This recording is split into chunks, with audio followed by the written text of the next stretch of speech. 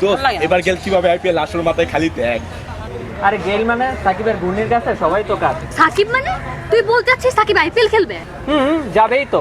এত বড় আসর, এত টাকার খেলা, কবে কোন ম্যাচের জন্য সবকিছু মিস করবে নাকি সাকিব? তুই তো বেহায় কেন বলতো? লজ্জা হওয়া উচিত তোদের। এক ওয়ার্ল্ড কাপে মৌকা ভিডিওতে আমাদের স্বাধীনতার ইতিহাস তোরা পুরো তামাশা করেছিস, তারপর তোরা বলছিস সাকিব আইপিএল খেলতে যাবে। এই তো, তুই কেমন আছিস? ফোন ভেঙে ফেলছি। ভেঙে ফেলছিস মানে? সরি, ফোন না, সিম ভেঙে ফেলছি। তোদের তো বলছি আমি ইন্ডিয়ার কিছু ইউজ করবো।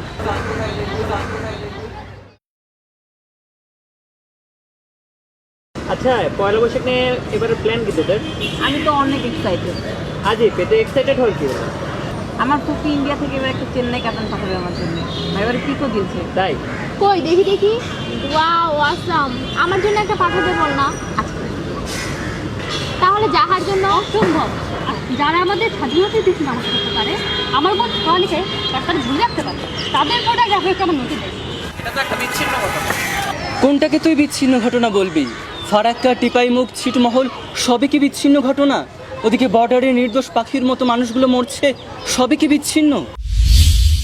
প্রতিবেশী দেশের সাথে সংস্কৃতি বিনিময় আর সংস্কৃতি আগ্রাসন কখনো এক হতে পারে না। ভিনদেশি টেলিভিশন চ্যানেলের প্রভাবে আমার দেশের পারিবারিক বিভাজন আমি সহ্য করব না।